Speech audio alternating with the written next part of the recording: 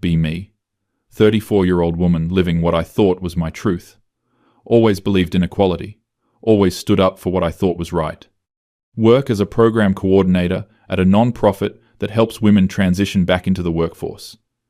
Genuinely love my job, love helping people rebuild their lives. Married to David for 9 years.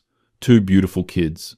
Emma, my sweet 7-year-old daughter, and Lucas, my energetic 5-year-old son. Marriage started falling apart around year 7. We grew distant, wanted different things, argued about money and parenting styles. I wanted the kids in alternative education. He wanted traditional schools. I thought he was too strict. He thought I was too permissive. The usual stuff that breaks couples apart. Neither of us was happy anymore. Decided to divorce last year. Thought it would be amicable at first. We'd split custody 50-50, divide assets fairly, co-parent like adults. Then David mentioned he wanted primary custody and said his job had more stability, better benefits, better school district. Something in me just snapped. These are my children. I carried them. I birthed them. I spent years sacrificing my career for them. Took extended maternity leave, both times, went part-time for 3 years. While he climbed the corporate ladder, I was the one doing the real work. The endless doctor appointments, the parent-teacher conferences, the sleepless nights, and now he thinks he can just waltz in and take them? Started thinking about all the times he'd raised his voice during arguments. All the times he'd been dismissive of my concerns. All the times he'd made decisions without consulting me. In my mind, I started reframing everything. Wasn't that a form of control? Wasn't that emotional abuse? Convinced myself that I was actually protecting my children, that they needed to be with me. The parent who truly understood them started talking to other women at work who'd been through difficult divorces.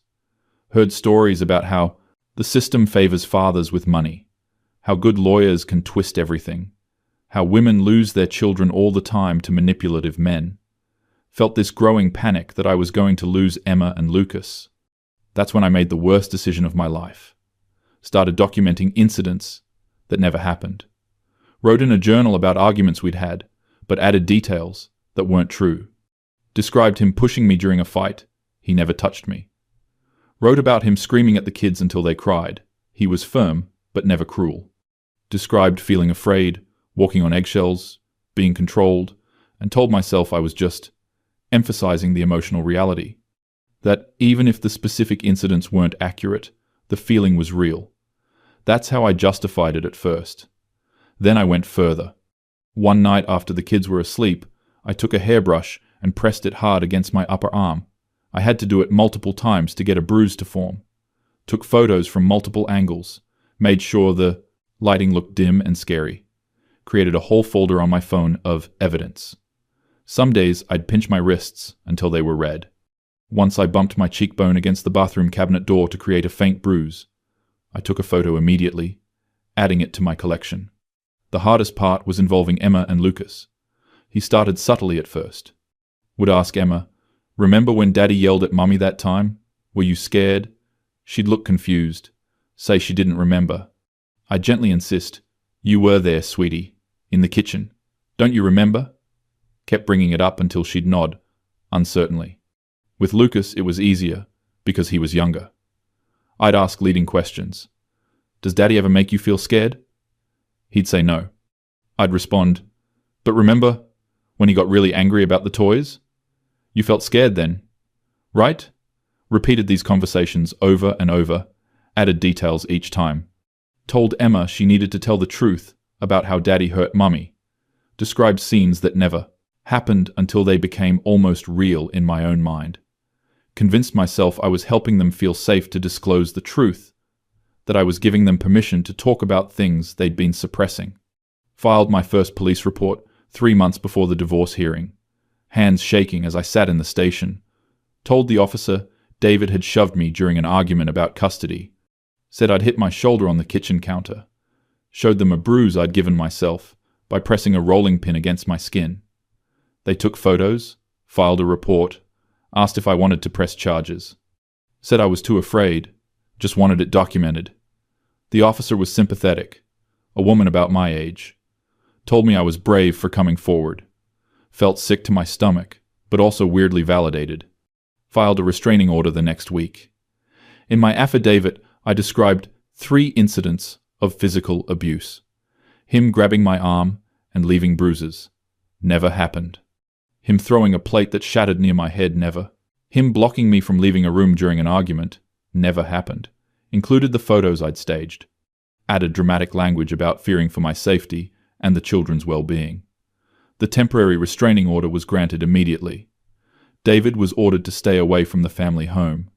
Had to move in with his brother. Could only see the kids at a supervised visitation center.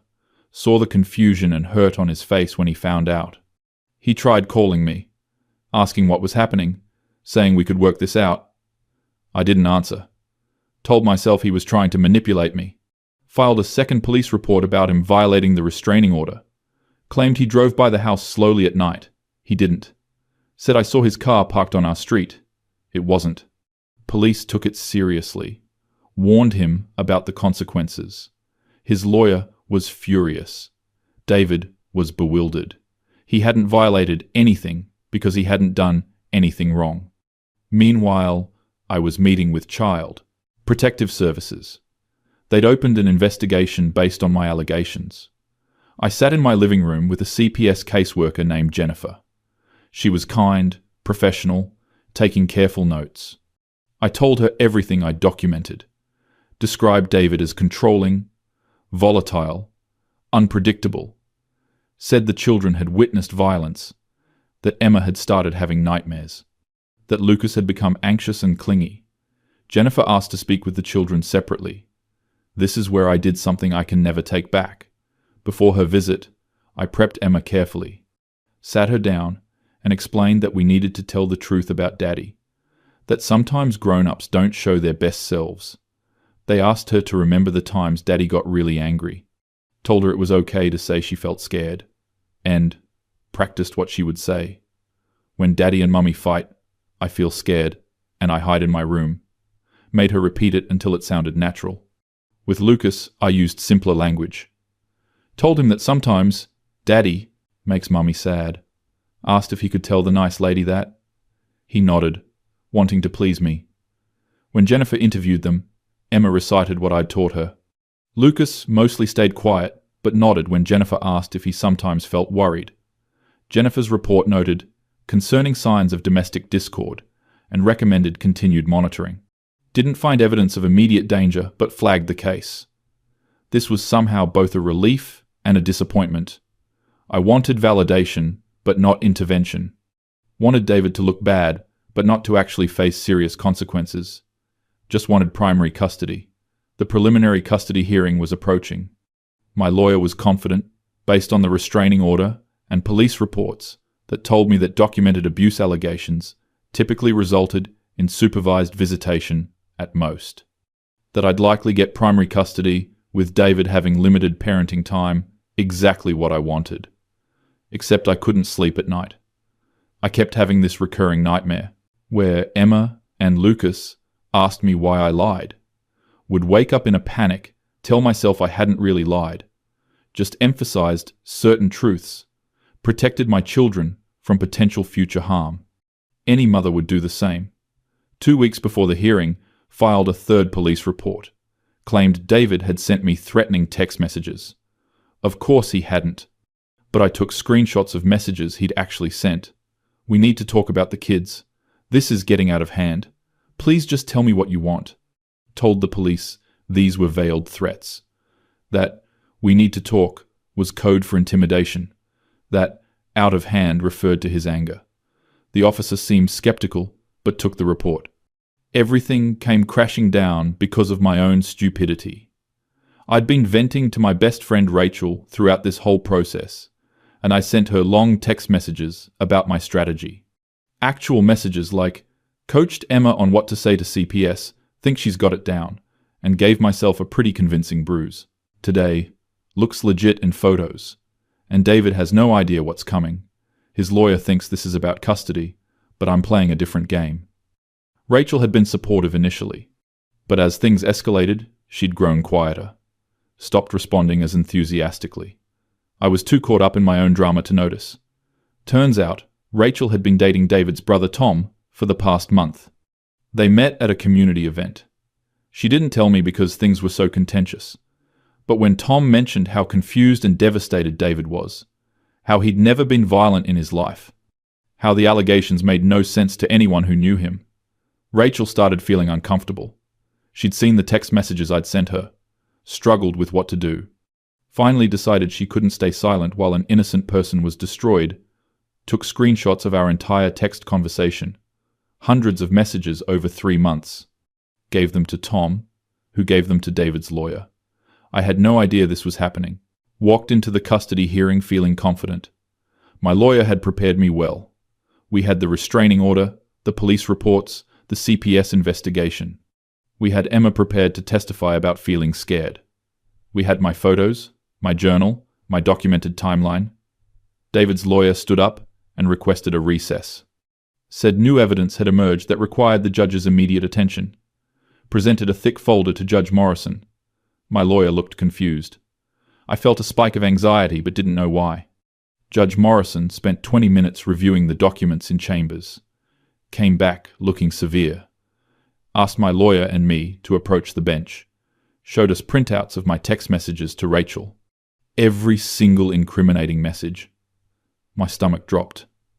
Felt like I was falling through the floor. The judge asked if I'd like to explain these messages. My mind went blank. Tried to stammer something about them being taken out of context. That I was venting, exaggerating, not being literal. Judge Morrison cut me off. Said she was ordering an immediate investigation. That the hearing was postponed. That she was referring the matter to law enforcement. That if these allegations were proven false, there would be serious consequences. Left the courthouse in a daze. My lawyer was furious. They asked me point blank if the abuse allegations were fabricated. I couldn't answer. She withdrew as my counsel that day. The next 2 months were a nightmare. David's lawyer hired a forensic analyst who examined my phone, found the folder of staged photos, found metadata showing I'd taken multiple photos in sequence, clearly setting up shots, found deleted messages where I'd discussed my strategy with myself in draft texts, found voice recordings I'd made, practicing what I'd say to the police. Didn't even remember making those recordings. Had done it almost unconsciously. The analyst also examined my supposed injuries. Brought in a medical expert who testified the bruises were inconsistent with the abuse I'd described. That they showed a pattern of pressure rather than impact. That their locations suggested self-infliction. David's lawyer also retrieved the home security camera footage that I'd forgotten about. We'd installed cameras outside the house for security 2 years earlier. Footage showed that on the dates I'd claimed David had driven by the house, his car was never there. Footage from the date I claimed he'd pushed me in the kitchen showed him leaving calmly in the morning and not returning. We'd actually been in different locations that entire day. Investigators interviewed the children again, this time with a forensic child psychologist. Emma broke down, crying. Said she didn't want to lie anymore, that Mummy had told her what to say, that she loved Daddy and didn't understand why she couldn't see him normally. Lucas was too young to fully articulate it, but the psychologist noted he showed no signs of trauma associated with abuse, that his behavior was consistent with parental alienation, not abuse. Rachel agreed to testify. She looked at me with such disappointment when our eyes met in the courtroom. We'd been best friends since college. She read our text messages aloud in a steady voice. Each word was a nail in my coffin. My own words condemning me. The most damning one. I know he never actually hit me, but I need the court to believe he could have. That's what matters. Sitting there listening to my own manipulation spelled out so clearly. Couldn't even recognize myself. Who had I become? The final hearing was devastating.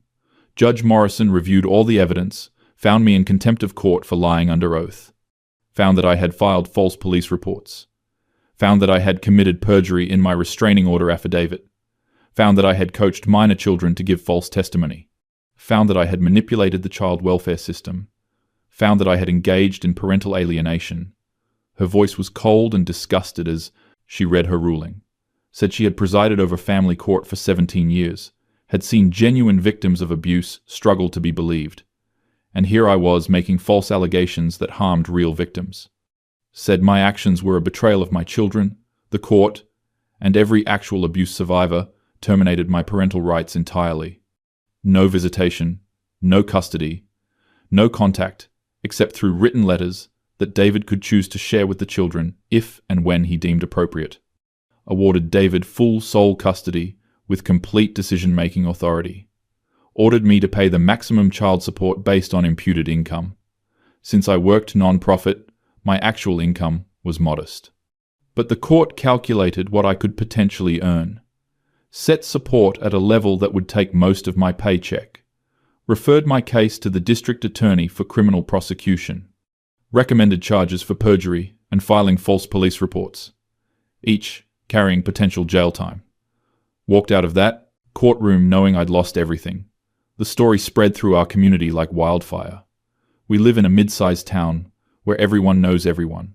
Within days, everyone had heard. Parents at Emma and Lucas's school, people at my work, members of the community center where I volunteered, the non-profit where I worked called an emergency meeting.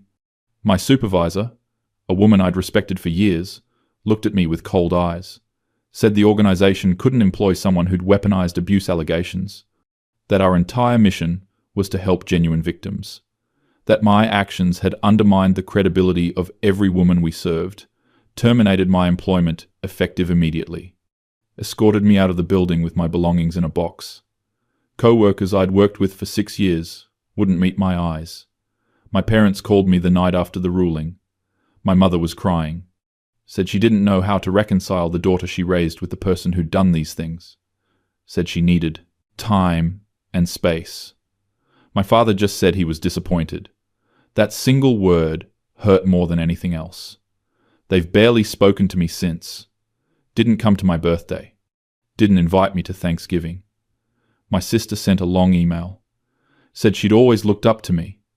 That I was supposed to be the strong feminist who fought for what was right. And instead I'd become exactly what opponents claim when they say women lie about abuse. Said I'd set back the cause I claimed to believe in. Said she couldn't have a relationship with me while Emma and Lucas were suffering. Blocked my number. Friends dropped away one by one. People I'd known for years. Stopped responding to messages. Unfollowed me on social media. Crossed the street to avoid me at the grocery store. Rachel, my best friend, the hardest loss, sent her a long apology message. Poured my heart out about my regrets. She responded with just, "You involved children. You coached Emma to lie. I can't forgive that." Haven't heard from her since. The criminal charges moved forward. My public defender negotiated a plea deal. Pled guilty to 2 counts of filing a false police report. 1 count of perjury. Sentenced to 6 months in county jail. Suspended. 2 years probation. Mandatory counseling. Community service. Now have a criminal record. Can't work in non-profit anymore because of the conviction. Can't work with children or vulnerable populations. Took a job doing data entry at a logistics company. Sit in a cubicle 8 hours a day. No one there knows my story. Try to keep it that way. Live alone in a small 1-bedroom apartment across town. We had to move because people in my old neighborhood would stare. One woman spit at me in the parking lot. Called me a monster. Couldn't even defend myself because what could I say? She was right. The worst part is living with what I've done to Emma and Lucas. They're with David full-time now. He moved to a house in a better school district. Got remarried last year to a kind woman named Sarah. Heard through the grapevine that Emma and Lucas call her Miss Sarah. That they seem happy. David sends me an annual letter updating me on the children. It's part of the court order. He doesn't have to, but he does. Last letter said Emma is doing well in 3rd grade. Loves soccer and reading. Lucas started kindergarten. Is making friends and enjoys building things. There's a photo enclosed each time. 2 smiling children who look healthy and loved. Children who are growing up without me. Every time I look at those photos, I break down crying. Emma looks so much older than I remember. Lucas's face has lost its baby roundness. I'm missing everything. First days of school, lost teeth, birthday parties, Christmas mornings. all because of my lies. Sometimes I try to tell myself I was just trying to protect them, that my intentions started out good. But that's bullshit, and I know it. I wanted to win, wanted to punish David for wanting to leave, wanted to maintain control, used my children as weapons. Convinced myself that because I'm a woman, because I believe in fighting patriarchal systems, because I work helping other women, that somehow I was inherently the wronged party, that David wanting primary custody was inherently an attack, twisted my feminist beliefs into something ugly and self-serving. I thought that because women are often victims, I could claim victimhood and it would automatically be true. Weaponized real struggles that real women face, made it harder for actual abuse victims to be believed. Became exactly what I always claimed to fight against. Someone who abused power and manipulated the system for personal gain. The court-mandated therapist asked me once what I thought feminism meant. Gave some rehearsed answer about equality and dismantling oppressive structures. She asked if lying to destroy an innocent person was equality, if manipulating my children was dismantling oppression, if using my gender as a shield for inexcusable behavior was feminism. Didn't have an answer. Sat there in silence for the rest of the session. Been thinking about those questions for months. Realized I'd confused advocating for myself with advocating for what was right. Convinced myself that my perspective was automatically valid because I'm a woman, that my feelings of anger and fear justified any actions I took. Never stopped to consider that David had equal rights as a parent, that Emma and Lucas had rights to a relationship with both their parents. That truth actually matters. My worldview had become so distorted, thought I was fighting a righteous battle, but I was just destroying people who loved me. The DA who prosecuted me was a woman. Young, competent, obviously disgusted with me. She said something during the plea hearing that stuck with me. Real victims of domestic violence struggle every day to be believed. They face skepticism, victim blaming, and institutional barriers.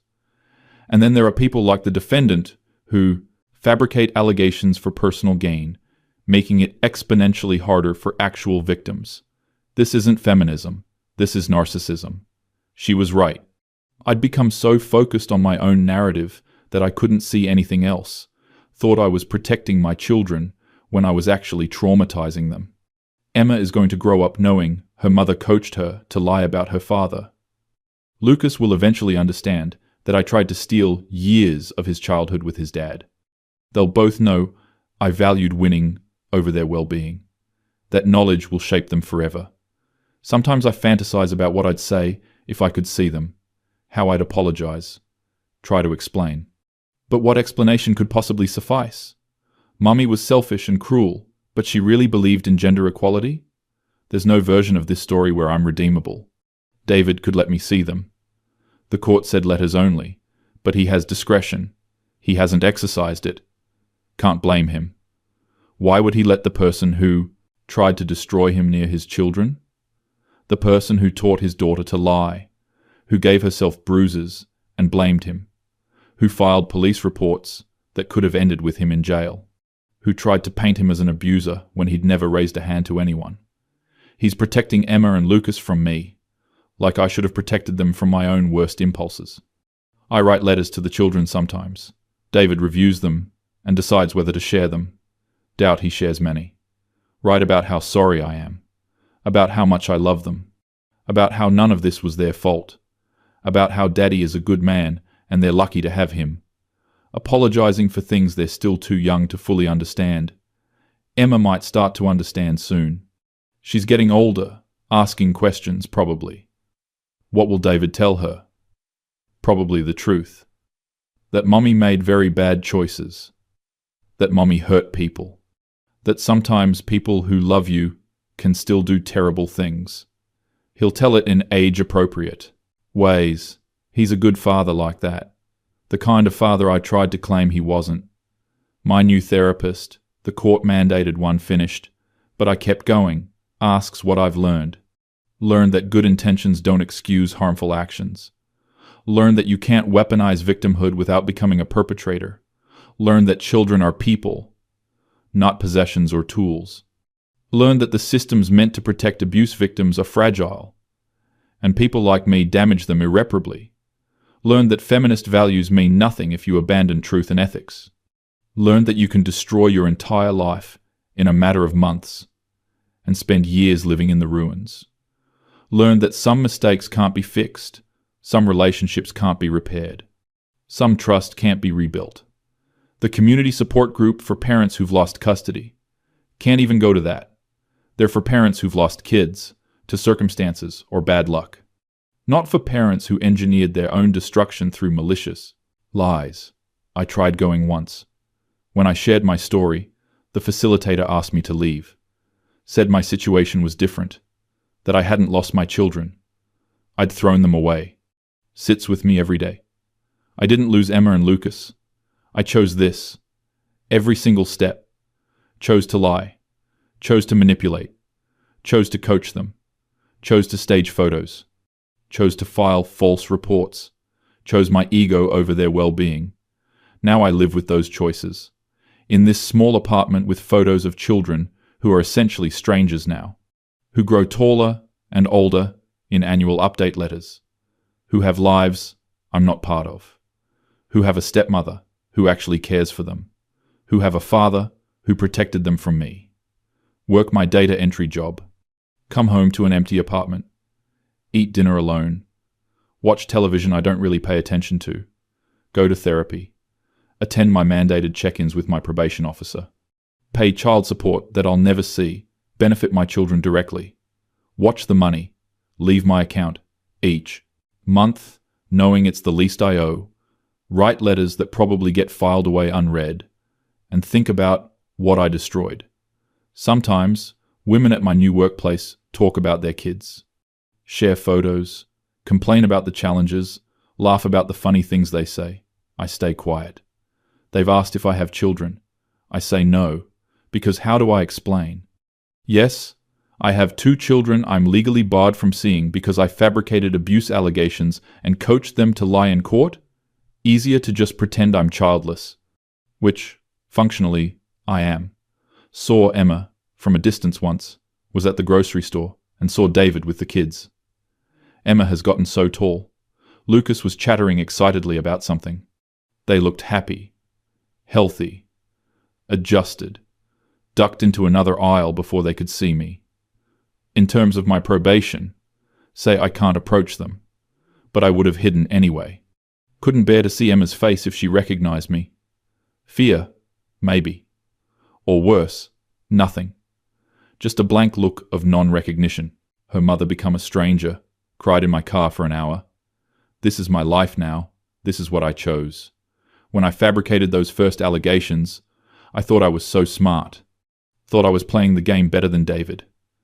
Using the system to my advantage. Protecting my interests. Being strategic. Told myself a story about being the wronged woman. The sacrificial mother. The victim who had to fight dirty to survive. But I was never the victim. David was. Emma and Lucas were. Every real abuse survivor whose claims get questioned because of people like me.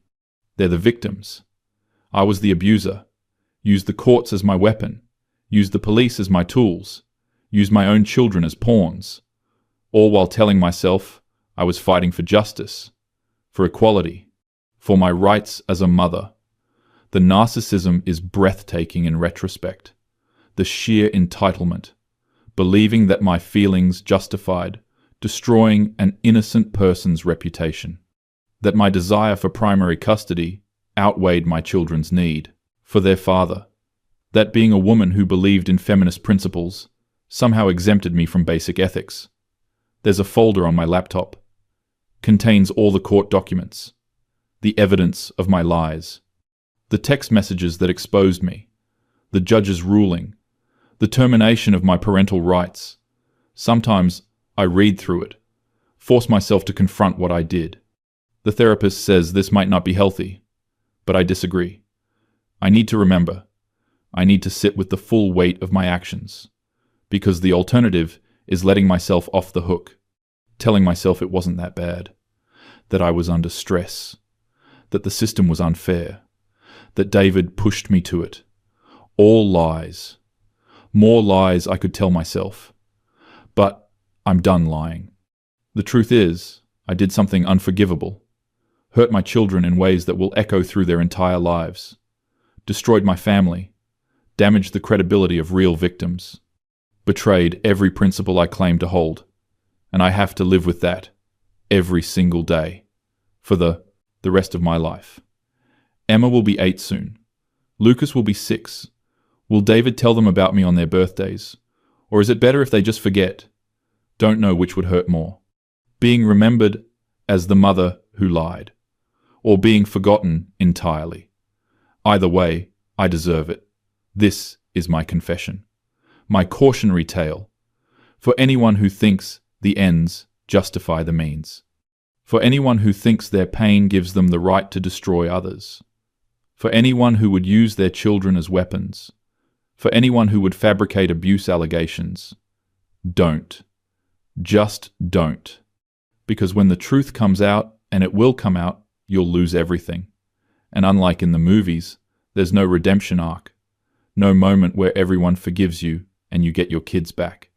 Just the rest of your life, knowing what you did, knowing what you destroyed, knowing that your children are better off without you.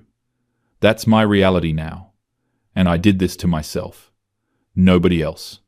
Just me and my lies and my arrogance and my entitled belief that I deserved to win no matter the cost. The cost was everything, and I'm paying it every day, forever. Sitting alone in this apartment, watching my children grow up in photographs, knowing they're better off without me, knowing I did this, all of it, and wishing I could go back, wishing I could be the person I thought I was, the person who actually stood for something, instead of the person who used her beliefs to justify the unjustifiable.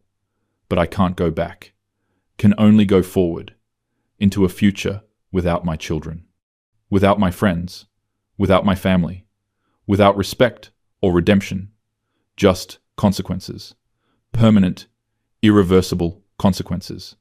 This is what I deserve. This is what I chose, and I'll live with it until I die, alone, knowing that Emma and Lucas are somewhere out there, living good lives, with a father who protected them from me.